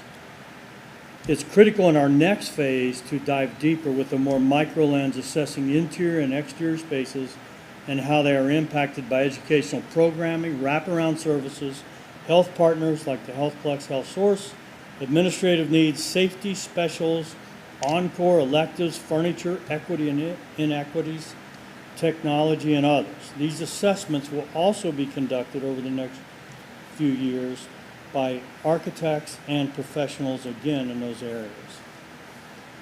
The 3 oldest buildings in our district present numerous challenges with long-term planning, as you all know, due to the age and the cost of operating. As an example of this, we've hired an HVAC company to do all of our preventive maintenance and give us a heads up, so to speak, to Terry Helton, our HVAC person, as to what he can do and what he can't do in repairs. Terry simply cannot continue to do PMs for all of the aging facilities in our district. That's why we had to contract with this company. As in, what I'm going to talk about now are our 3 oldest buildings with some, and give you some key takeaways and pinch points in those buildings.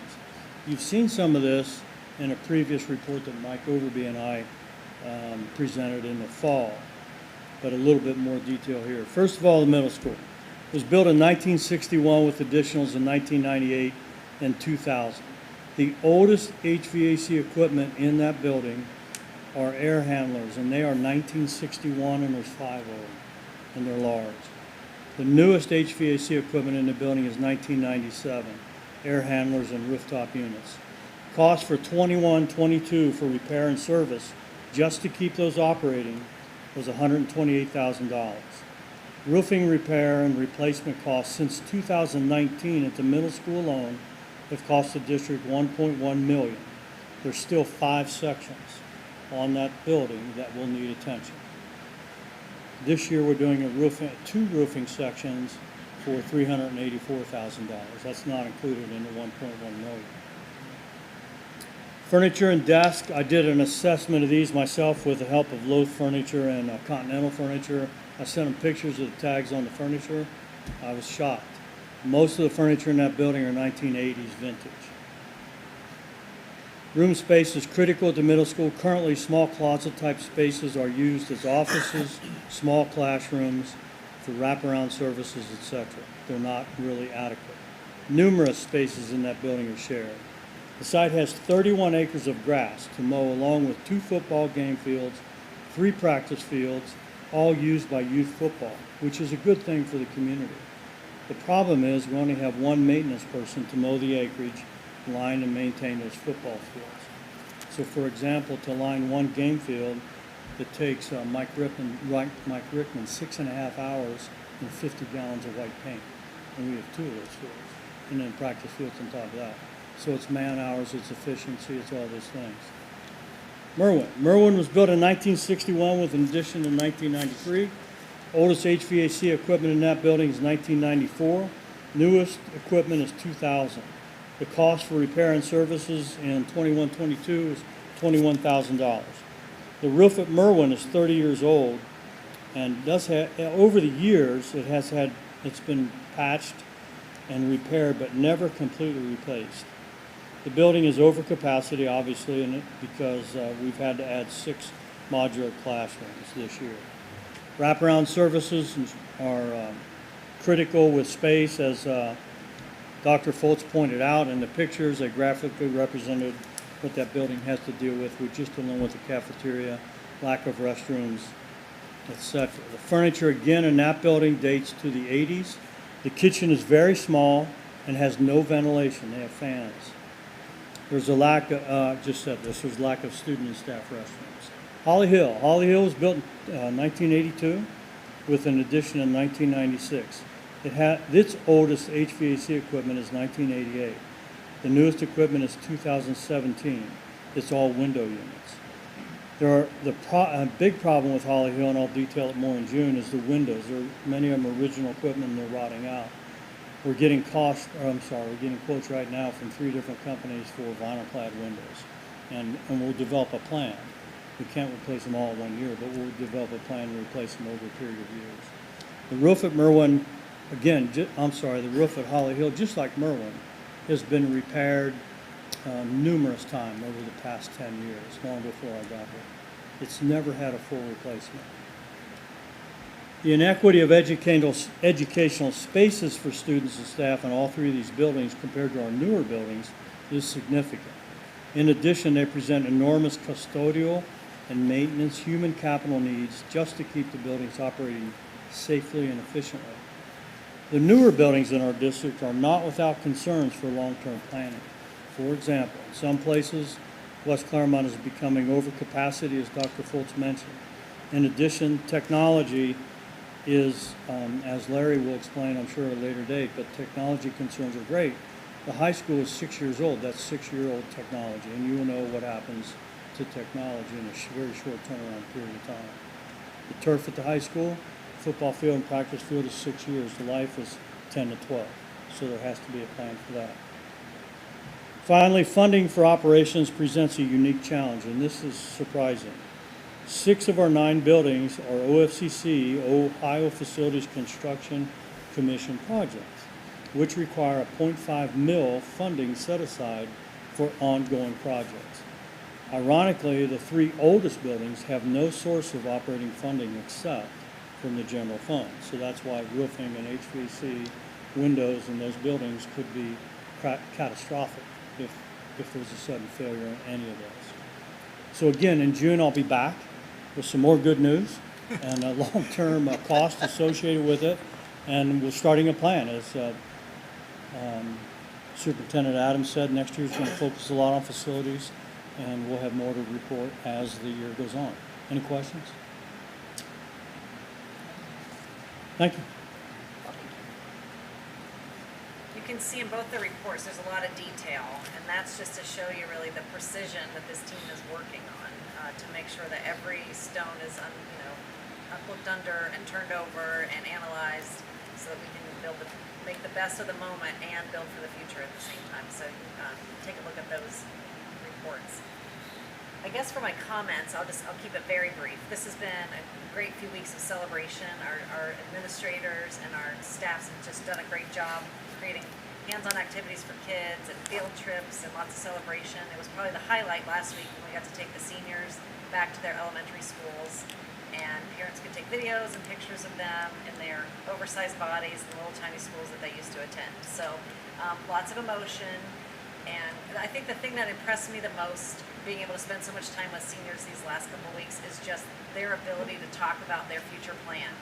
It wasn't just we're excited we're graduating.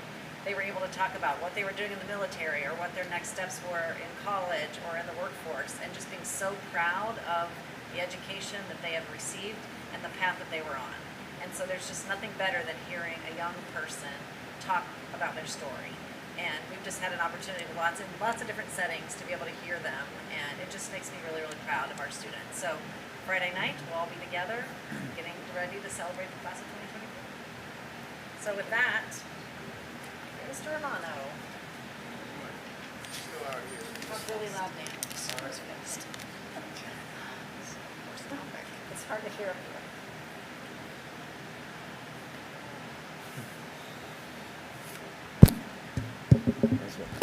All right. So we're going to do a presentation on the 5-year forecast. If you recall, we did a 5-year forecast in November of 2022. It's required to do the forecast twice a year, once in November, then an update in May as we get new information. This forecast goes through 2027. It is a requirement that we do this. The primary reason that we do this, well, actually there's two reasons why we do it. One, it's in code that we're required to do it.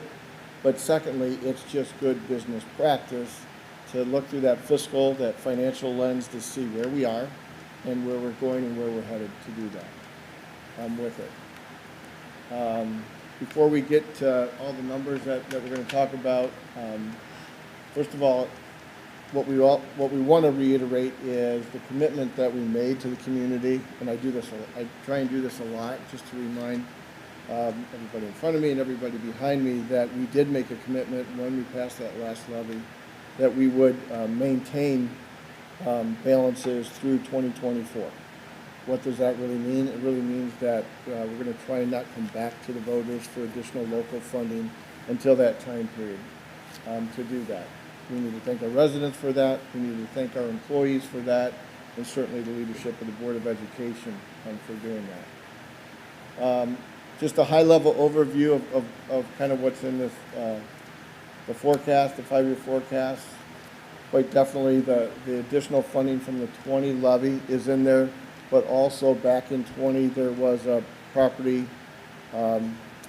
reevaluation, reappraisal, and that added some revenue to us as we went forward. At that time, that was about 12%. We are looking at another reappraisal this current year in November. When you think about that, we added 15%. I am sure you've seen recent articles, but I did contact the auditor's office. I asked the county what they were submitting, and they did say that they were submitting between 23 and 24% on that reappraisal. Okay, that is the number that I built into this forecast. You probably also heard about where the State Department of Taxation was, which was a very higher number, but we built in what we believe would be the number the county auditor is asking for as we did it. Also, just note on the overview, we're still in that same pattern that we entered into in 2021, where because our state revenue is flat, in other words, because of the new fair school funding formula, and even prior to that, we were under what's known as a guarantee. We're not getting any additional funding from the state. Even as we look into this next year biennium, which is for fiscal year 24 and 25, we are still looking at being under the guarantee. There is a remote possibility, because of some updating that they did to the components of the formula. They didn't change the formula, but they changed the inputs to the formula, that we could, for a time period, maybe in 24, go off the guarantee and onto the formula. But when the valuations come back, and those valuations again are higher, the dollar amount per pupil that's locally, that would pull us back down under the guarantee. Okay, so there's a possibility that next year we could go off the guarantee onto the formula, but that is projected to be short-lived as we go forward with that. The ESSER money, the federal relief money that's been talked about, the $14 million over 3 funding levels that were provided to the district, that is pegged to end in June of 24. That is not in the general fund, that's outside. Those are for some additional purposes. We developed the Onward and Upward program a few years back, and that's where that money is dedicated to go. So that's not in the formula, but we do benefit from that as we go forward. The good news is, with some adjustments, and I'll go through the numbers, is that we maintain positive balances through June 30th of 2027, okay? That's very positive. I've seen a lot of forecasts around the state, and usually in that 4th or 5th year is when you start seeing the negative balances, okay? In the past, that's what you've seen, right, for the school district. Because of the I think because of the administrators behind me that have watched their budgets and continually try and make good use out of them. We've held to the budget that we put in place, but certainly because of that valuation increase that is added to our balances with that. So we're appreciative of that. So kind of going forward and looking at the numbers, this chart really hasn't changed too much except the blue line, which is the revenue line, has increased a little bit. That is what is allowing us to maintain a positive balance through 27. But when you look a little bit deeper, we start where our revenues start exceeding our expenses is in 25, in fiscal year 25. You'll see in the numbers that you can debate whether it's in 24 or not. There's a small deficit that occurs in 24, but that's an easy remedy when we go up to that year to do some things. So, but we do maintain positive balances. What does that look like in cash available, true days cash? So we go through a calculation and say, okay, at the end of the year, how long would that cash last us? How many days would it last us if we broke it down to a dollar amount that we're spending per day? And so 23, 72 days, 24, 68 days, 25, 60, and that's where I said in 25 our balances start decreasing because expenses surpass our revenues. The target is to be 60 or above. When we get down in between 60 and 30, that's kind of the red flare that gets shot up that says, okay, you need to do something about that because you're going to continue that slide unless you have another injection of revenue. Okay? So that's the importance of this graph as we look at it. Okay? Where's our money come from? 36.6% from the state, 63.4% from our local community, primarily in property taxes, public utility, personal property taxes. But that is the foundation of funding the school district. Again, the note on the state funding is we're kind of flatlined, okay? So what does that really mean? That means as our expenses go up, any increase in expense, okay, is borne 100% by our local efforts, okay? So if the state's not going to give us any more, when our budget increases, 100% of the increase has to come locally, okay? That's the big takeaway from there with it. Again, it's just kind of showing over time the state and the local share. Foundation in the state's funding for K-12 public schools is that there is a state and local share.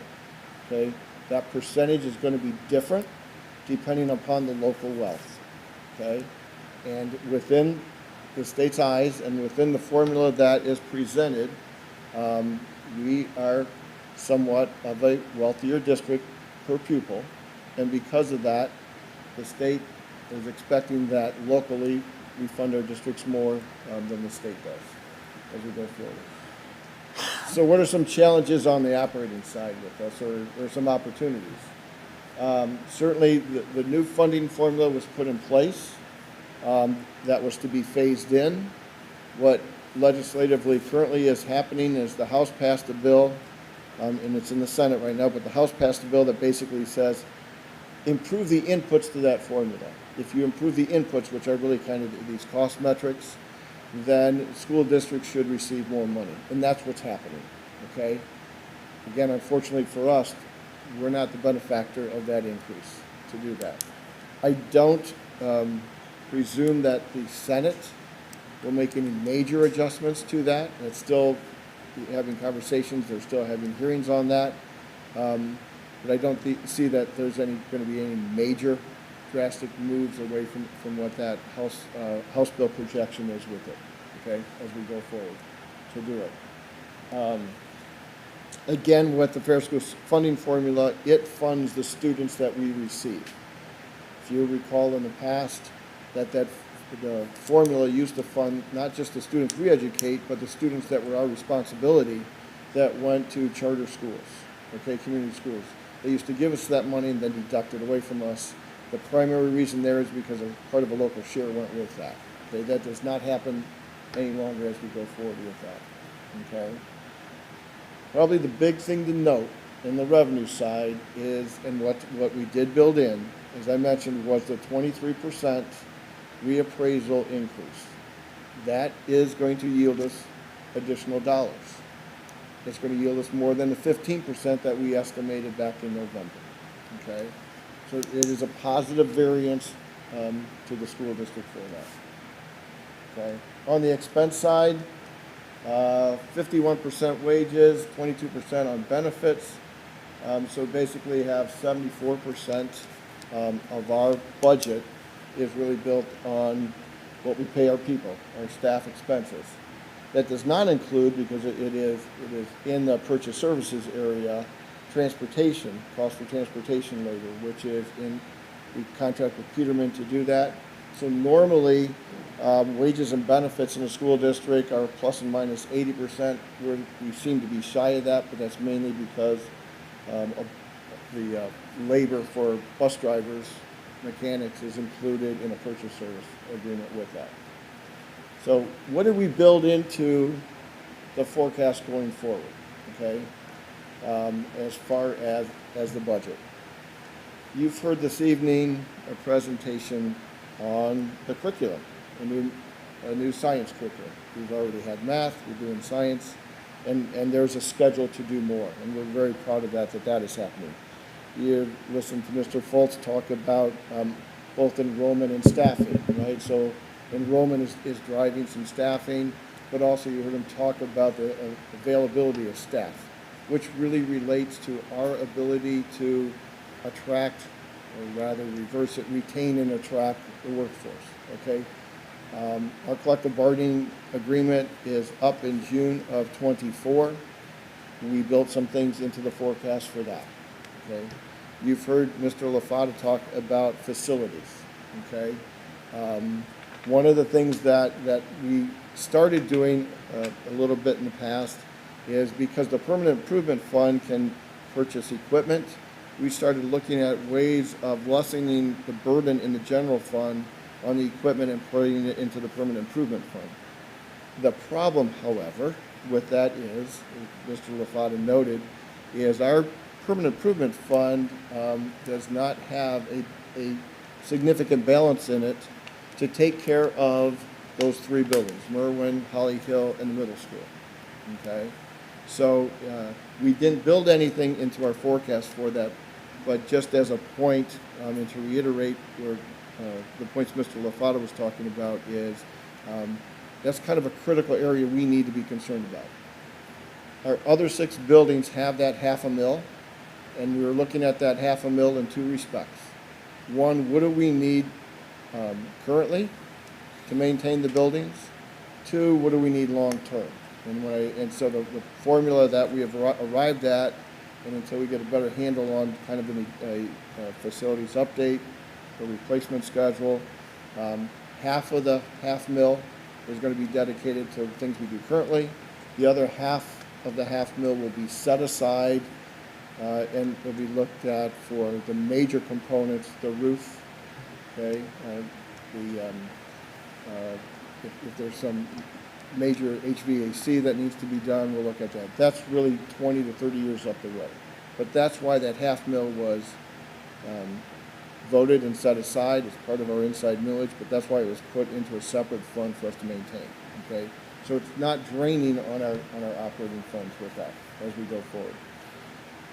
On the benefit side, our insurance is expected to go up this year in January, this coming January, so next fiscal year, 6.8%, 7%. That is pretty much on target, unfortunately, what we were projecting, okay? We're also looking at in the future years that would go up around 7% a year, okay? Go back and think about inflation at 3% or so. After COVID, inflation rates have been blown away, and so those are all higher than normal, higher than expected. But we did build those into the forecast as we went forward with that, okay? So in the future years, we did build increases in on wages and benefits. We did build inflationary factors in on the supplies and materials for the programs, for the maintenance of our buildings, and we did build it into the purchase services as we go forward to do that. Okay. So as you look at the forecast, and the bottom line is, two things will jump out. One is, as we end this year, and as I had mentioned in the previous board meeting, we're going to finish ahead of our projected cash balance. That is really driven by, we stayed on budget, we stayed on course of our expenses, but on the revenue side, we received about $1 million more in property taxes in the February settlement. That is not necessarily an increase, but it just made more money was collected the first half than, which is going to come in August. Okay, but we did receive increased funds on our earnings and our investments, and then some Board of Revision cash settlements. Okay, it's about $2.9 million higher than what we forecasted in November. Okay, about $1.9 million of that is additional funding that wasn't expected to do it. The second thing is going forward in the revenue again is the estimate on the reappraisal at 23%. Understand this: the reappraisal will occur in 2023 this year. The county auditor submits their work on what they believe that increase to be. They will go back and forth with the State Department of Taxation, who has a say, okay, to bring the rates back, okay? But ultimately, that'll be settled sometime after June, so August, September, in that time period, okay? Two things to know and understand with that. We will benefit because we're at the 20 mil floor, okay? But there will be an increase in the property taxes, okay? So there's two sides to that coin, right? We're going to get additional revenue. There's the additional collection from the local property taxpayers. So that has been built into the formula. That also is the reason, and we should note it, that we're able to secure putting off another levy into 25 and or 26 as we go forward. Okay, so I think that's important, an important note to do. And the final is we need to keep our advocacy efforts with the state. If additional funds is going into K-12 education past the $1 billion amount, and this local community gets a zero increase, then we need to have our voices heard with that in order to do that.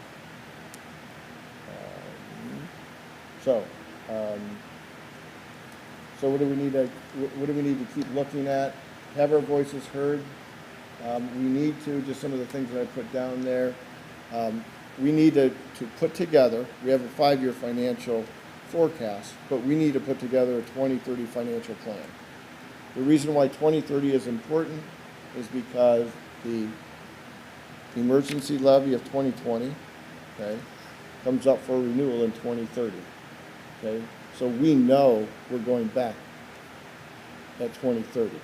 Somewhere in between there, as our cash balances start falling low, we need to come back again.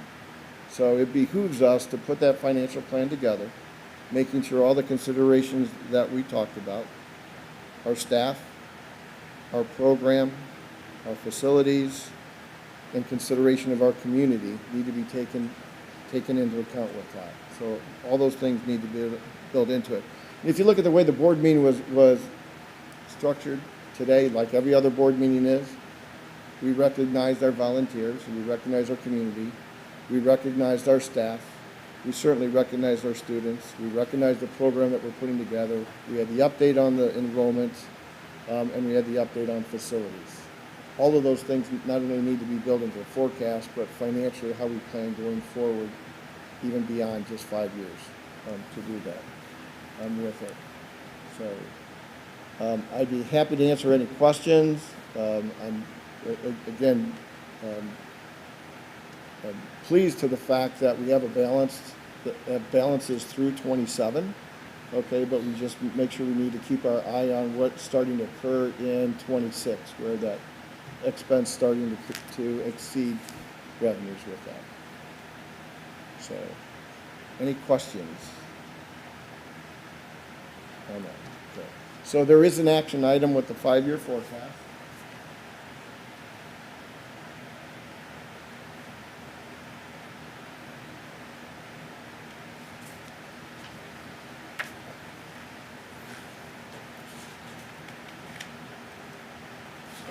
Item 9.02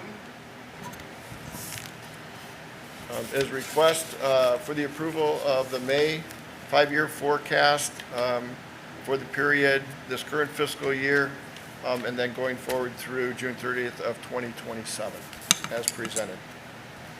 You've heard the recommendation of the treasurer to accept the 5-year forecast. May I have a motion, please? Mr. Chumley, and a second? I'll second it. Mr. Patton, is there any discussion? My only comment is just, Dan, as always, I appreciate the amount of work that you put into this and the way that you're able to explain it to us and to the community.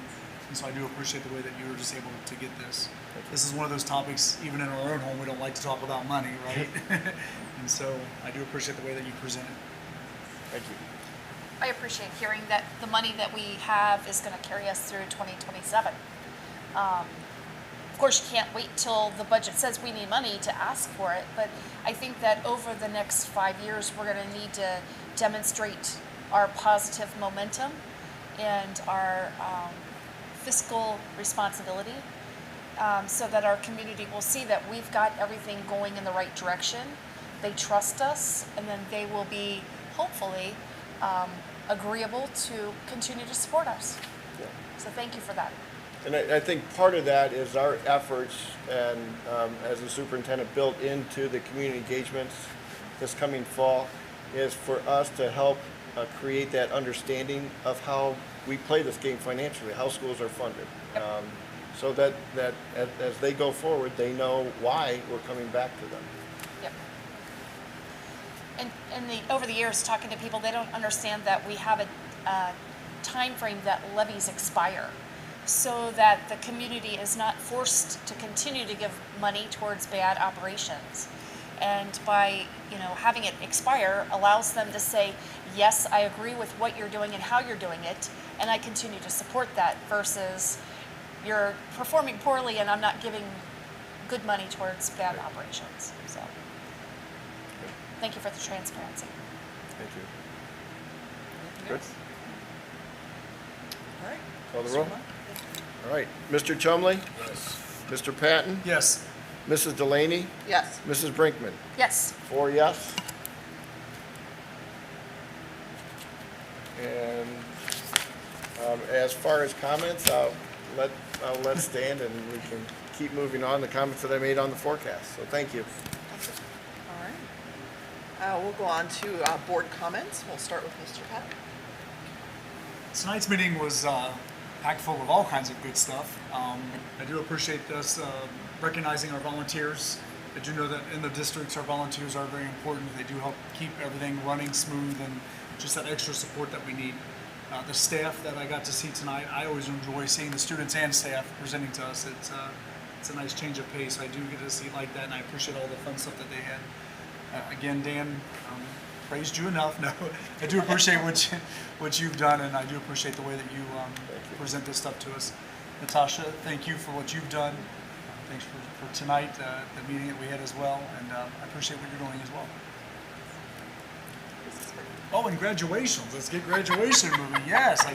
I was getting ready to acknowledge graduation. I'm sorry, graduation. No. Yes. I can't wait till Friday night. We can honor and celebrate the graduates, including Mr. Patton's son. Yeah. So congratulations to you. Deep breath. A couple other comments. Being my hopefully last year on the school board, I'd like to say thank you to another successful year. Congratulations to our staff, teachers, parapros, secretaries, kitchen staff, custodials, all the way up to our administrators, our principals, assistant principals, our district office. Another great year. I'm so proud of this district, and in the 12 years that I've spent on the board here, I've seen us go from rags to riches. And I'm so proud of the direction that we're going and the momentum we're continuing to go in. So congratulations for that. Lastly, I'd like to congratulate our baseball team. I'm always about the sports. I love the sports. Congratulations to them for being co-ECC conference champs. So I know that we've had a rich history of success in the baseball program. This is the coach's second year, and it's the first conference championship, if you will, or for our West Clermont baseball team. So congratulations to them. And that's all. Mr. Chumley? Yeah, it was fun celebrating tonight. Everyone who came forward. I look forward to celebrating with my Mustangs on Thursday. My kindergarten, my first grader. And then I look forward to celebrating with our Wolves on Friday. I guess this will be my 4th time doing that, so we'll see what happens with me then too. So that's all I got. I just want to say thank you to our volunteers and to our master teachers. You know, they are very, very special people in our district that it takes a village. And our master teachers mentor others and bring that extra pizzazz to the programs and give that passion, you know, and the passion that our science teachers have. I'm a science nerd, I admit it, you know, that's why I'm a pharmacist. But I'm excited about this new science program. I wanna come and do this stuff. And if my son could have talked to a NASA specialist when he was in high school, he would have lost his mind. I can't wait to tell him when he comes to town this weekend. To our staff, from bottom to top, left to right, it has been a phenomenal school year. You know, we've had a lot of bumps over the years, like Mrs. Brinkman has mentioned, but you know, we've got a nice machine that is cruising down the road, and we just keep making it better and better every year. So thank you to everybody for doing what you do to make it happen. And to the class of 2023, excited to be with you guys on Friday night and your families, and have another graduating class leave our walls at West Clermont High School. It's hard to believe it's the 6th one already, so it's going to be odd without Mr. Gebhardt up there on the podium, but very excited. I'm hoping that Mr. Potabon doesn't make us cry the I way that know. he made us cry. You give a great commencement speech. Did you coach him up for this year? All right. Is he stealing your light show? He's doing all of us, so we can blame him if we cry. All right, we do not have need to go into executive session, so I will look for a motion to adjourn. So moved. Mrs. Brinkman in a second, and Mr. Chumley. Any other discussion? All right, roll call. Mrs. Brinkman? Yes. Mr. Chumley? Yes. Mr. Patton? Yes. Mrs. Delaney? Yes. 4 yes. Thank you. Have a good evening, and our next meeting is on June 12th. June Did you 12th. appreciate that? Because I was getting cold.